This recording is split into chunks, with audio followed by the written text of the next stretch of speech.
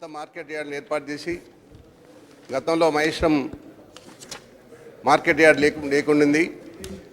ఇబ్రాహీంపేట నుంచి సపరేట్ చేసి కొత్త మార్కెట్ను ఏర్పాటు చేసినటువంటి ముఖ్యమంత్రి గారికి, సంబంధిత మంత్రి అయినటువంటి శ్రీ హరీష్ రావు గారికి నేను ధన్యవాదాలు తెలియజేసుకుంటా ఉన్నాను.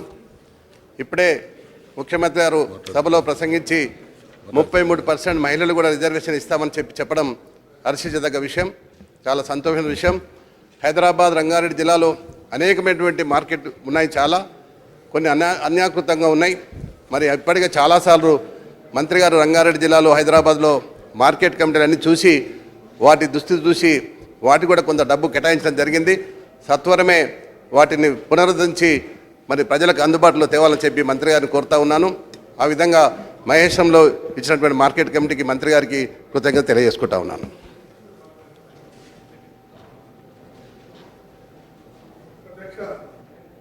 అధ్యక్ష, ఈరోజు శాసనసభలో మార్కెట్ కమిటీలపైన రిజర్వేషన్ విధానాన్ని ప్రవేశపెట్టాలని బిల్లు ప్రవేశపెట్టినందుకు గౌరవ మంత్రివర్యులకు ముఖ్యమంత్రి గారికి ధన్యవాదాలు తెలియజేస్తూ, ఇప్పటి వరకు కేవలం రాజకీయంగా పరపతి పలుకుబడి ఉన్నటువంటి వ్యక్తులకు మాత్రమే నామినేటెడ్ పదవుల్లో అవకాశం ఉన్నటువంటి విధానం ఉండేది.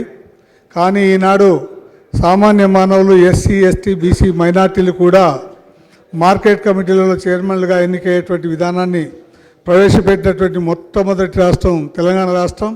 అందుకు ప్రభుత్వానికి ప్రత్యేకమైన ధన్యవాదాలు తెలియజేస్తూ, తెలంగాణ రాష్ట్రంలో ట్రైబల్స్ కేవలం పీసా చట్టం అనుమతి ఉన్నటువంటి ఏరియాలో 11 మంది మార్కెట్ కమిటీ చైర్మన్లు మాత్రమే ఎస్టీ సోదరులు వచ్చేవాళ్ళు. కానీ ఈనాడు రాష్ట్రంలో సుమారు 30-40 మంది ఎస్టీ సోదరులు మైదాన ప్రాంతాల్లో కూడా ఎస్టీ, ఎస్సీ, మైనార్టీ, బీసీ వర్గాల వాళ్ళు మార్కెట్ కమిటీ చైర్మన్గా రాబోతున్నారు. అందుకు ఈ బిల్లు ప్రవేశపెట్టినందుకు గౌరవ మంత్రివర్యులకు ముఖ్యమంత్రి గారికి ప్రత్యేకమైన ధన్యవాదాలు తెలియజేస్తూ సమర్థిస్తున్నాను. అధ్యక్ష,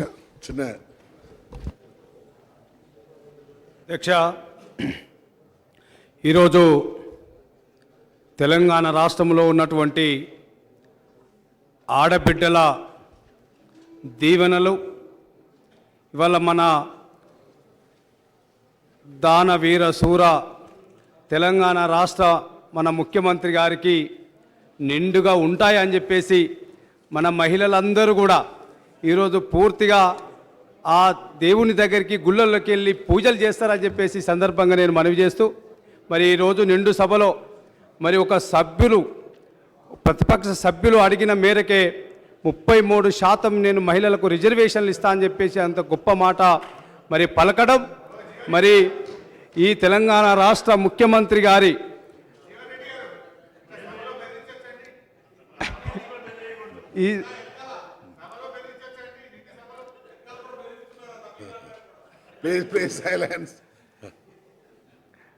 అని మరి ఈ తెలంగాణ రాష్ట్రంలో ఉన్నటువంటి మహిళలందరూ కూడా నిండుగా దీవిస్తారని చెప్పేసి సందర్భంగా నేను మనవి చేస్తున్నా. అధ్యక్ష, రెడ్డి అన్నయ్య గారు ఒక్క నిమిషం. అధ్యక్ష, గౌరవ ముఖ్యమంత్రి గారు ఇవాళ శాసనసభలో ఎస్సీ, ఎస్టీ, బీసీ మరియు మహిళలకు మార్కెట్ కమిటీలలో రిజర్వేషన్ కల్పిస్తూ, అధ్యక్ష పదవులలో రిజర్వేషన్ కల్పిస్తూ ఇవాళ బిల్లు ప్రవేశపెట్టారు. ఇది చరిత్రాత్మకమైనది. గతంలో ఏ ముఖ్యమంత్రి కూడా చేయనిది. అబ్బా అని అనకండి, ఎవరైనా చేశారా? ఎవరు చేయలే. ఇది వాస్తవం, దేశంలోనే లేదు, దేశంలోనే లేదు. మీరు అవ్వాకి ఇవ్వ అంటే కాదు, కరెక్ట్ కాదు, ఇది వాస్తవం. ఎవరైనా మాట్లాడేటప్పుడు ఆ విధంగా జోక్స్ వేయడం కరెక్ట్ కాదు. నాకు కూడా ఏమొస్తుంది, మీ అందరికంటే సీనియర్ దాదాపుగా. కాబట్టి అసలు కేసీఆర్ గారికి ఒక ప్రత్యేకమైనటువంటి చరిత్ర ఎవరికైనా ఉందా? నేను చాలా సౌమ్యంగా ఉంటాను, కానీ మీరు అట్లా మాట్లాడితే కరెక్ట్ కాదు. నేను 1989లో ఎమ్మెల్యే అయినా ఇప్పటిదాకా ఎవరు ఇటువంటి పని చేయలే. కనీసం జనరల్గా ఉన్నా కూడా ఒక్కరికి కూడా ఇవ్వలే. ఆ చరిత్ర మనందరికీ తెలుసు. అనవసరంగా ఒకరు మాట్లాడేటప్పుడు ఈ విధంగా మాట్లాడడం కరెక్ట్ కాదు. కాబట్టి నిజంగా చరిత్రలో ఎవరు చేయలే, ఇక ముందు కూడా చేస్తారని నేను అనుకోను. వేరే రాష్ట్రాల్లో కూడా ఏది చేసినా చరిత్ర కేసీఆర్ గారిది. ఏది చేసినా, ఏ పని చేసినా కేసీఆర్ గారు చేసే పనులను చూసి పక్క రాష్ట్రాలు నేర్చుకుంటున్నాయి. వారిని చూసి ఏ పథకాలు ప్రవేశపెట్టాలని. కాబట్టి ఇటువంటి బిల్లును ఇప్పుడు ప్రవేశపెట్టినందుకు నా వైపు నుంచి నేను ఒక ఎస్టీగా, ఒక గిరిజనుడిగా నేను వారికి హృదయపూర్వకంగా ఈ రాష్ట్రంలో ఉన్న ఎస్సీ ఎస్టీ బీసీల తరఫున, మహిళల తరఫున హృదయపూర్వకమైనటువంటి అభినందనలు తెలియజేస్తున్నాను.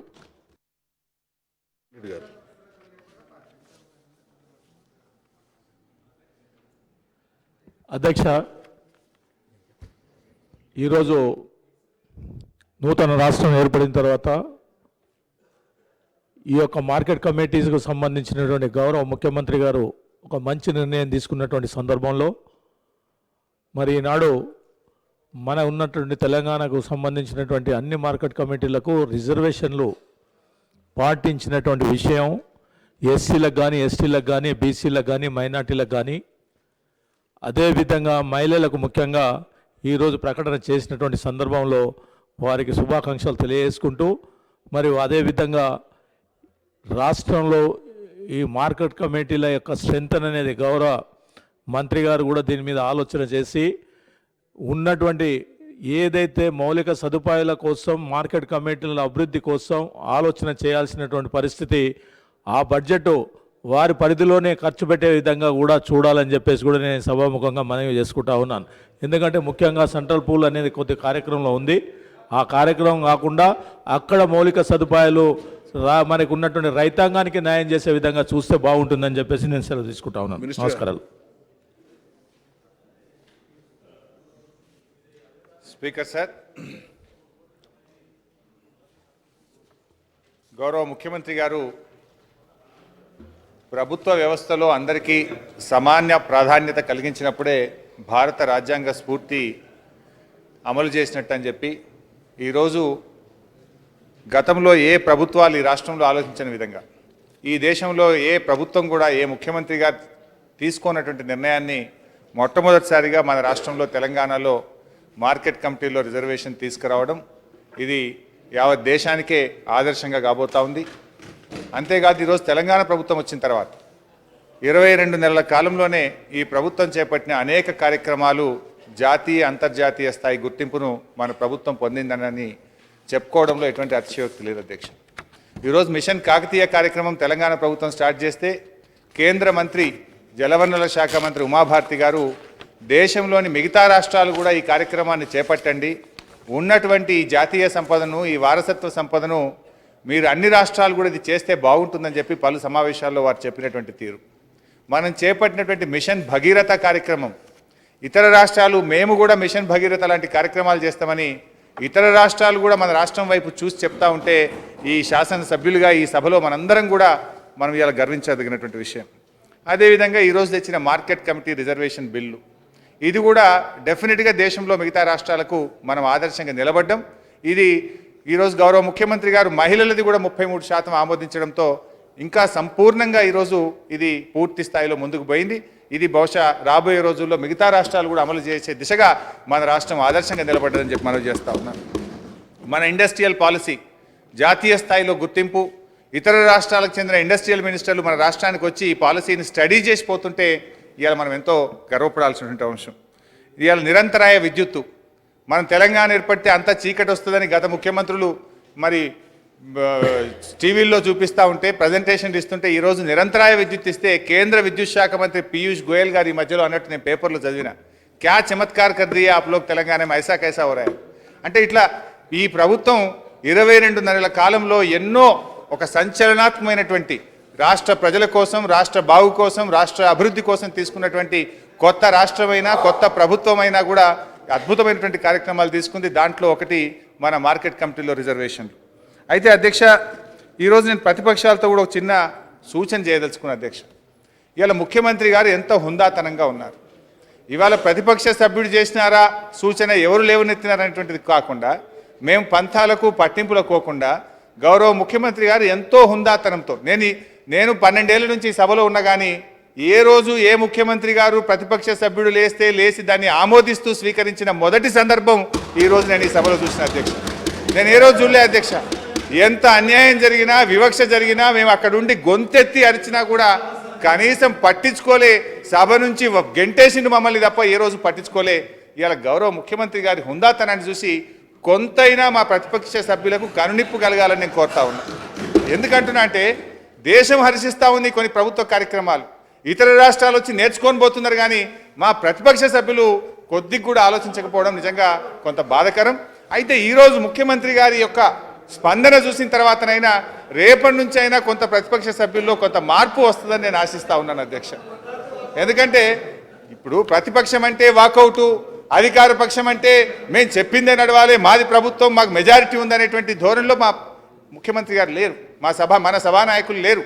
కానీ మీరు కూడా ఏ బిల్లు తెచ్చినా, ప్రభుత్వం ఏ మంచి కార్యక్రమం తెచ్చినా దాంట్లో ఏదో ఒకటి ఎత్తి చూపి వాకౌటే, మేము ప్రతిపక్షం అంటే ఉన్నదే వాకౌట్ అనే ధోరణి వదిలిపెట్టి ప్రభుత్వం చేసే మంచి కార్యక్రమాల్లో మీరు కూడా భాగస్వామ్యం కండి. అందరం కలిసి మన తెలంగాణను ఒక దేశంలో ఒక ఆదర్శవంతమైనటువంటి రాష్ట్రంగా తయారు చేసుకుందాం, బంగారు తెలంగాణను తయారు చేసుకుందాం.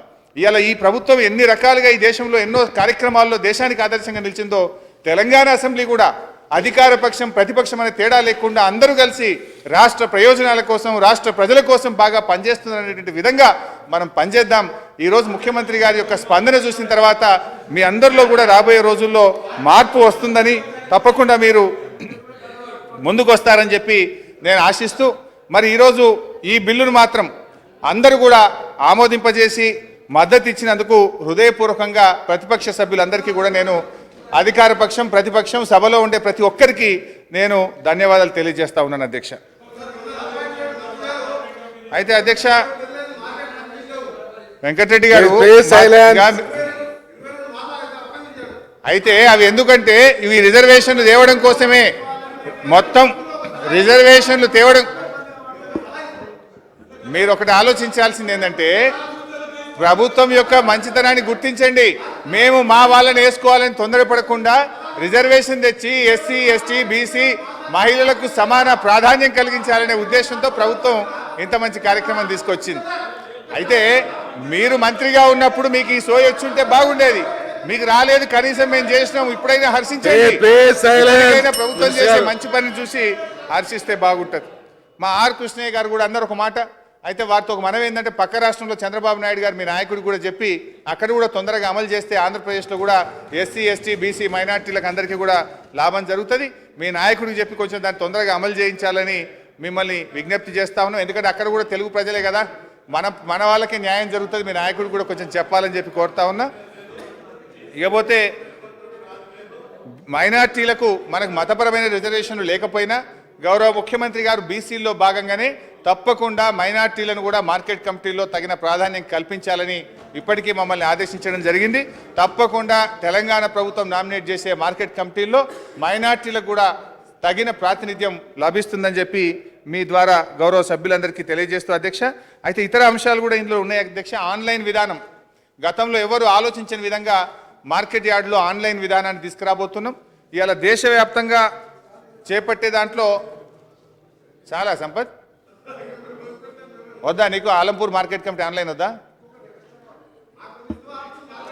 అయితే దేశవ్యాప్తంగా ఈరోజు మనం ఆన్లైన్ విధానం తేబోతుంటే తెలంగాణలో కూడా అధ్యక్ష ప్రయోగాత్మకంగా మూడు మార్కెట్లలో చేసినాం అధ్యక్ష.